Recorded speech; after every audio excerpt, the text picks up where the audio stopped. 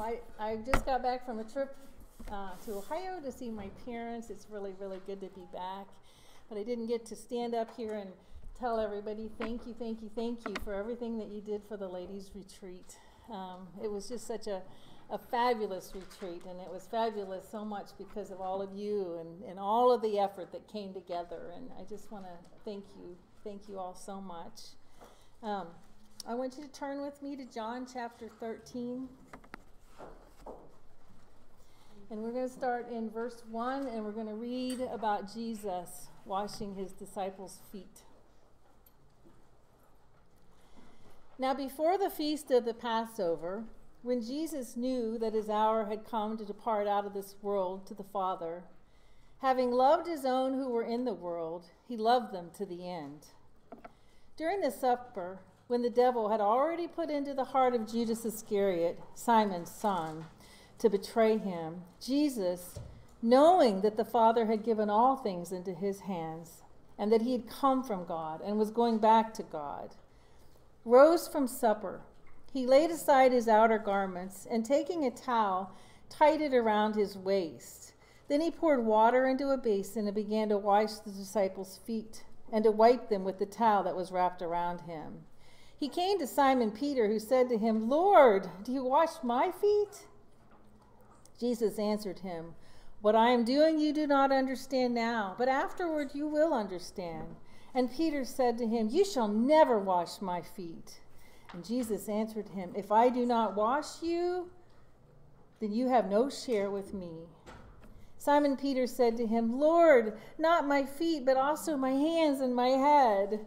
And Jesus said to him, "The one who is bathed does not need to wash except for his feet, but is completely clean, and you are clean, but not every one of you." For he knew who was about to betray him, and that is why he said, not all of you are clean. And when he had washed their feet and put on his outer garments and resumed his place, he said to them, "Do you understand what I have done to you? You call me teacher and Lord, and you are right, for I am. If I then, your Lord and teacher, have washed your feet, you also ought to wash one another's feet. For I have given you an example that you also should do just as I have done for you. Truly, truly, I say to you, a servant is not greater than his master, nor is a messenger greater than the one who sent him. If you know these things, blessed are you if you do them." In this passage, we're given clear, unmistakable evidence of Jesus' full awareness of his own divine nature. He is indeed the Son of God, and he possesses the power and the glory which belongs only to the one who came from God and who is about to return to God. And this is Jesus' last time with his disciples before he dies. This is his last time together with him. And he knew that his hour had come, that he was going to depart from the world. He also mentions in the chapter earlier in John 12, "The hour has come for the Son of Man to be glorified. Truly, truly, I say to you, unless a grain of wheat falls to the earth and die, it remains alone. But if it dies, it bears much fruit. Whoever loves his life loses it, and whoever hates his life in this world will keep it for eternal life. If anyone serves me, he must follow me, and where I am, there will my servant be also. If anyone serves me, the Father will honor him." And then in verse 27, he says, "Now is my soul troubled, but what shall I say? Father, save me from this hour? But for this purpose I have come to this hour." Jesus lived his entire life in anticipation of this hour. It was his purpose. It was his reason. Jesus' public ministry was over. And in close to 24 hours from this point, he was going to be hanging on a cross. So this is the beginning of the end. And Jesus used these last precious hours to minister to his disciples. And in the passage in John 13, the cross is never mentioned, but it casts a shadow over every word that's spoken in that chapter. You see the shadow of the cross on his words when he said his hour had come. And you see the shadow of the cross on the words that he loved them to the end. And you see the shadow of the cross on the words he would depart from the world, because Jesus would only depart from this world through the cross. In John 5:19, he tells us that the Son can do nothing of himself, but what he sees the Father do. For whatever he does, the Son also does in like manner. Isn't this an incredible statement? I find that the more I think about that, and every time I read that, I just am amazed by that statement. Jesus came to show us the Father. He came to make God very personal to us. He came to make him tangible and touchable. He says he can do nothing on his own, only what he sees the Father doing or has done. Whatever Jesus did, it was just like God would do. And there was a time on this very earth, there was a time when a child could go up to his mother and say, "Mommy, what's God like?" And the mama could stoop down to her son and say, "Do you see that man right over there? Do you see him? That Jesus, he's exactly like him." Jesus came to show us God, and that is amazing. And even though Jesus knew that his death was imminent, he knew all the events that were about to follow. He knew that Peter, one of his close friends, was going to deny him 3 times. He knew that Judas, one of his apostles, was going to betray him. He knew he was leaving soon. He knew all of this. But nothing could quench the love that he felt for his disciples. He said they were his own. And they were the ones that he chose to continue his work after he returned to the Father. And it says he loved them. He loved them unto the end. And his love is unparalleled in depth and breadth and length. It was the kind of love that was not affected by human failure. And he loves us the very same way. Romans 5:8 says, "But God shows his love for us that while we were still sinners, Christ died for us." He doesn't wait till we get it right. He doesn't wait till we get our act together. Jesus' love is not affected by human failure. So back to John 13. In this passage, Jesus was celebrating the Passover with his disciples. Now, I hope after some of our past lessons that has a different meaning to us as we think about that. And a parallel passage in Luke 22, verse 7 and 8 says, "Then came the day of unleavened bread, on which the Passover lamb would be sacrificed. And Jesus sent Peter and John, saying, 'Go make preparations for us to eat the Passover.'" Like I said, I hope after some of our other lessons we look at that differently. And I didn't realize until I really had dug into it how these two were so connected. He knew that his hour had come, and now he was going back to the Father. And in John 3:35, it says, "The Father loves the Son and has given all things into his hand."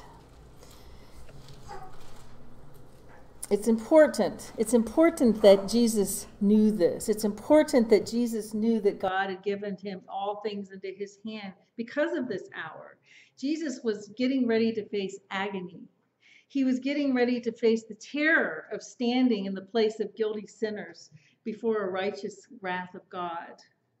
And we need to remember that he went into this situation as the victor, not the victim. He was the victor. And he could have backed out at any time he wanted to because the Father had given all things into his hands.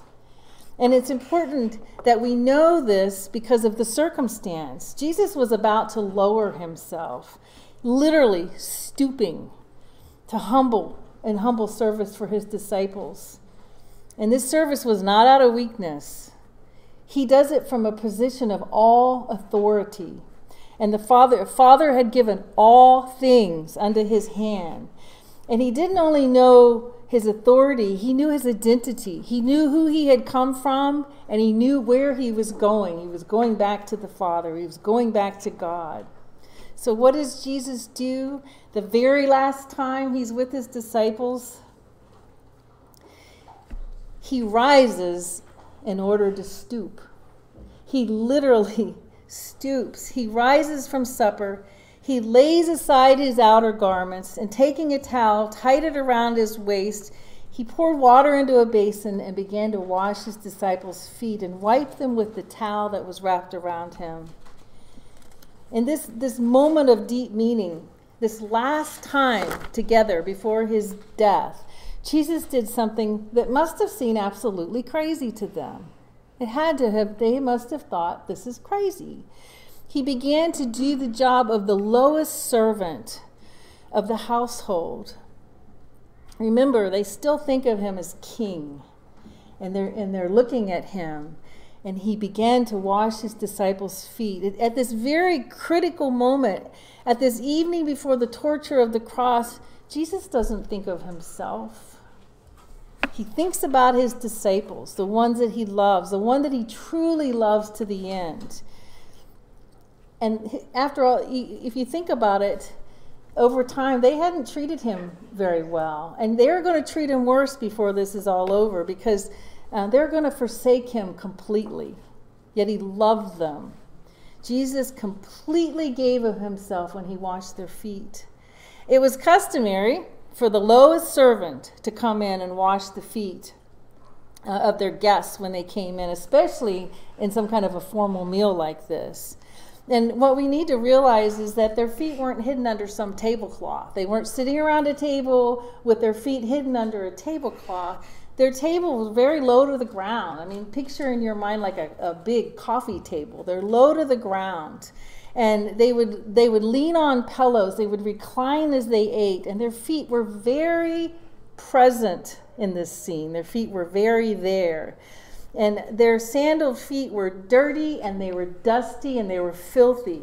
And the people of this day always washed when they came into a house. And the manner in which they washed required somebody else to wash their feet for them. So as the disciples were already reclining at the table, it was evident that none of them, not a one of them, had intended to take on this responsibility. And if you remember, from another passage, this was a rented room or a borrowed room. It wasn't their own room. It was a furnished room. So there was no host there. It was all prepared for them, and they walked in. And we can read that in the parallel accounts in Matthew 20 and in Luke 22. And we find the disciples were arguing as they came in the room. They were arguing as they came in. And in Luke 22:24 says, a dispute also arose among them as to which of them was to be regarded as the greatest. Jesus was in his last hours. And they were literally arguing about who was the greatest. The disciples were struggling with some very basic sins of vanity and pride and selfishness. These men who were grumbling about who was the greatest was not about to take on this very lowly task of washing each other's feet. So as Jesus went around the table washing and drying his disciples' feet, it was a very dramatic scene. The disciples were grumbling about greatness, and Jesus showed them what true greatness was. So Jesus, God on earth, mighty God, creator of the universe, got down on his hands and his knees, and he crawled across the floor to wash the disciples' dirty, stinky feet. Can you picture God doing this? Can we picture it? I mean, think about, what is your image of God? What is your image of God? Jesus knew, he knew in a few short hours he was going to be falsely convicted. He knew that he was going to have a cruel, torturous death on the cross. But we don't see him wringing his hands. We don't see him planning some counterattack. We don't see him verbally tearing apart the hypocrites around him.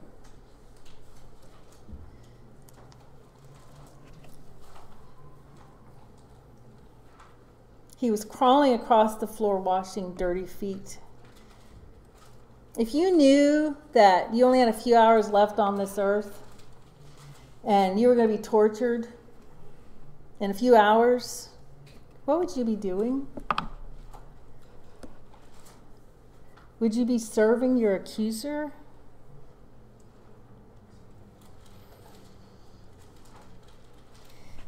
We can only imagine, I think I went back too far. We can only imagine the stunned silence in the room, the embarrassment.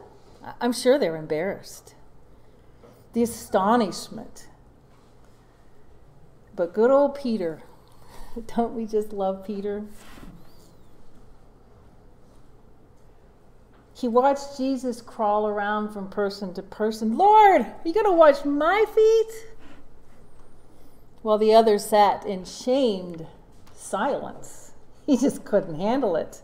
He could not endure the absurdity of it. I mean, he knew that he needed to be the one washing his master's feet. And he should have offered to wash his master's feet. And I'm sure he would have been glad to have washed his master's feet. But we know Peter's pride often got in the way, didn't it? It often got him in trouble. But we're a lot like Peter. I know I'm a lot like Peter. No, I don't need your help. No, I've got this under control. I can handle it. I'm fine. I don't need any help with the dishes, Whitney. And what does Peter say? You shall never wash my feet.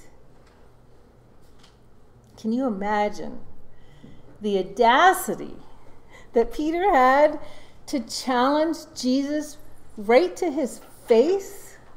You shall never wash my feet. Peter's reaction was self-righteous. It was arrogant. He was questioning Jesus' judgment. Can you think of another time when Peter did this? Matthew 16, 21 through 23. Jesus was predicting his death and the resurrection. And Peter rebuked Jesus. Lord, this shall never happen to you. And Jesus responded, Get thee behind me, Satan. He says, You are an offense to me, for you are not mindful of the things of God, but of the things of man. Ouch. Ouch, ouch, to have Jesus call you Satan. Ouch. This kind and compassionate object lesson was to help them understand and accept their own pride and their own selfishness, their worldly ambition to be the greatest. It had to give way to humility and to a contriteness of heart. If I do not wash you, you will have no part with me. Now, there's a lot in that statement, isn't there? If we don't accept Jesus' humble service to cleanse us, we have no part with him either. Jesus doesn't literally wash our feet as he did the disciples, but he served us by dying on the cross to cleanse us. And we have to humbly receive it. Peter, though impulsive and arrogant at times, and full of many faults, was truly a man to be admired. He was. Because with all of his faults, his heart overflowed with love for Jesus. He had many weaknesses, but his desire and his determination to do right always triumphed with him. He had to constantly be steered. He had to be rebuked. But he was always willing to change when he understood, and even sometimes when he didn't quite understand. And we're useful in God's service only after we give him our hearts and have a willing attitude, a willing and submissive attitude like Peter's. So now what was Peter's reaction? Lord, not just my feet, right? But my hands and my head. Wash all of me. He really, really, really wanted to be part of the Lord's kingdom, didn't he? He may not have fully understood what it all meant, but if this is what it took, he was willing to do it. Whatever it takes, he was willing to do it. What an attitude. What an incredible attitude. Now, in verse 11 of chapter 13, Jesus says, "You are not all clean." So who was unclean in this group? Judas. Do you think Jesus skipped Judas's feet when he was crawling around on the floor? I don't either.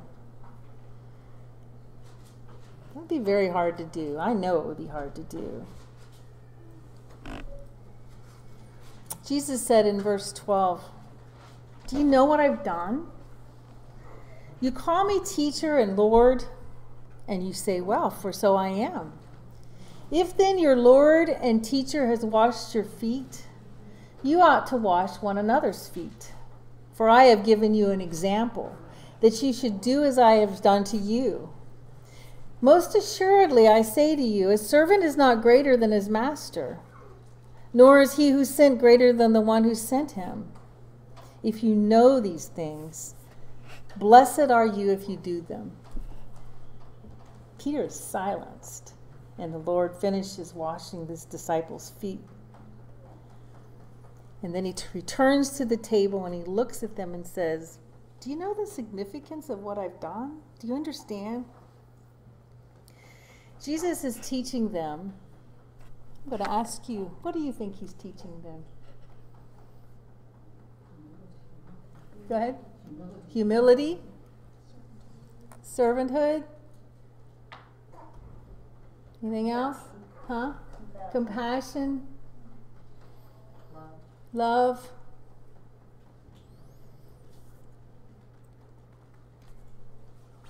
He was teaching them all of those things, that they were obligated to perform the most menial services to others, to be useful to him, right? We need to be willing to perform the most menial services to be useful to him. They wanted to be great. They were arguing about who was the greatest. They wanted to be great. And he was showing them that if they wanted to be genuinely great, they had to what? Humble themselves. Humbly serve one another. Jesus said in Luke 22, 26 through 27, "Let the greatest among you become as the youngest, and the leader as one who serves.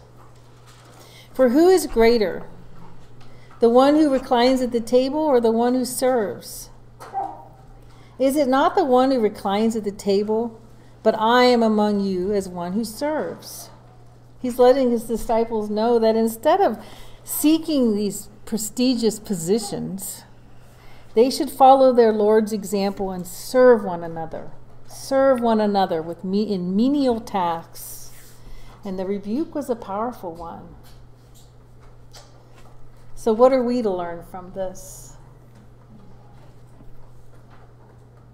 A servant must be always willing to do what his master does.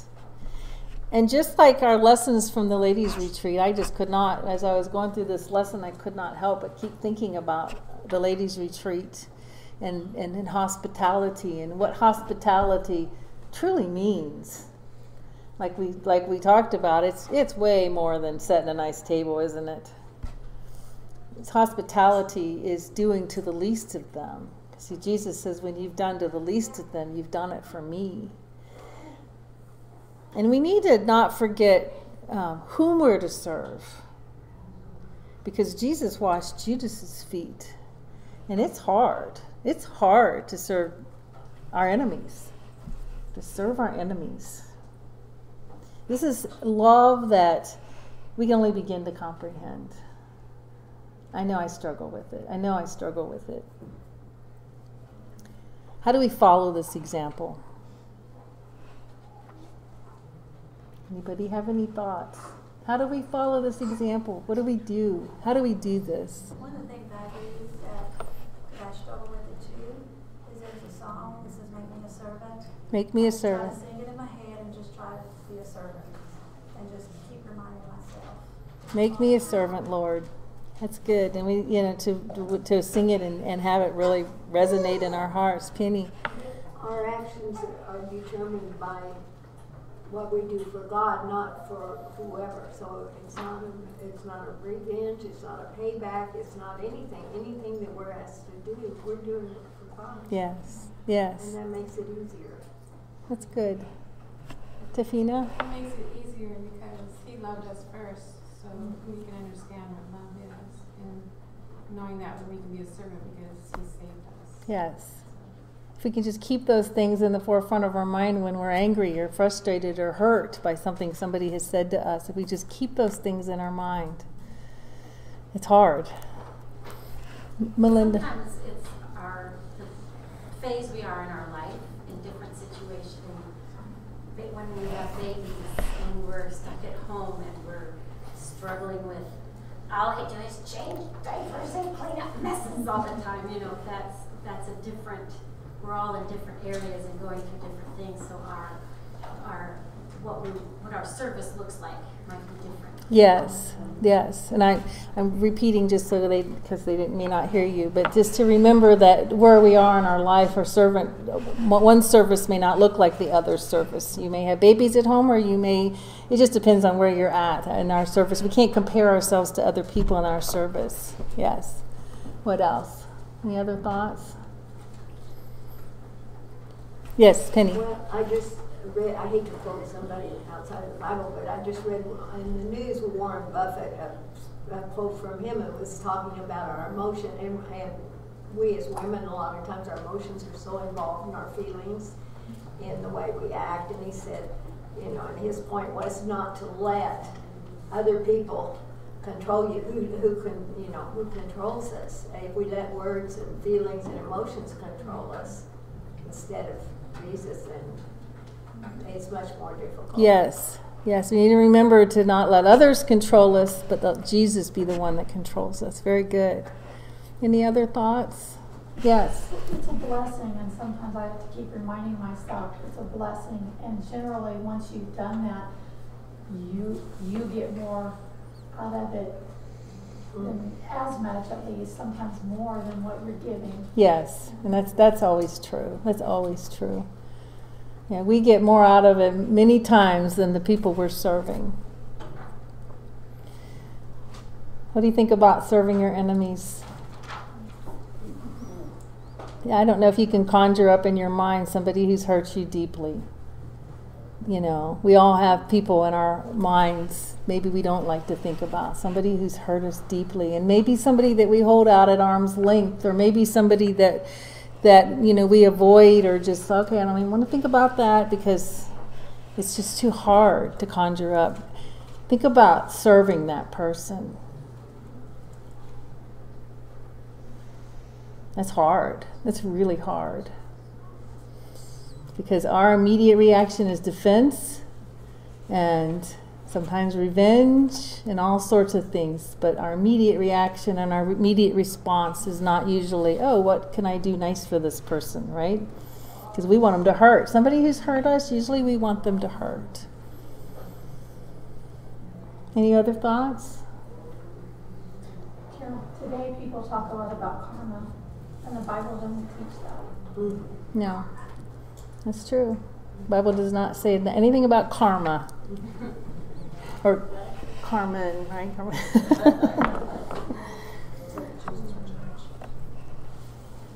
So we follow this example by serving one another with love and great humility.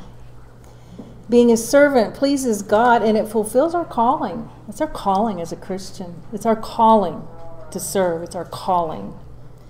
So did this lesson ever stick for Peter? Did the disciples ever catch on? Did they catch on? We know they did, don't we? Decades later, Peter is writing in 1 Peter to Christians, telling them how important it is to be submissive to one another and to be clothed in humility. And more literally, he's saying, just wrap yourself in the apron of humility. Wrap it around you. Just carry it with you. Always wear. Make your clothing be humility. So surely what Jesus said, I cannot imagine being in that room and not having that envisioned in your mind forever and ever. I think about that last time that the Jesus had with his disciples, how poignant that was, that he would take that time. I mean, I'm not Jesus, and my ways are not his ways are not my way. I can imagine pulling my disciples together and giving them a pep talk, you know. I can imagine a lot of things, really. But to get down on your hands and knees and wash their feet, that was the last thing he left them with before he died. It was a lesson that you can be sure that they never, ever forgot. All right, thank you very much.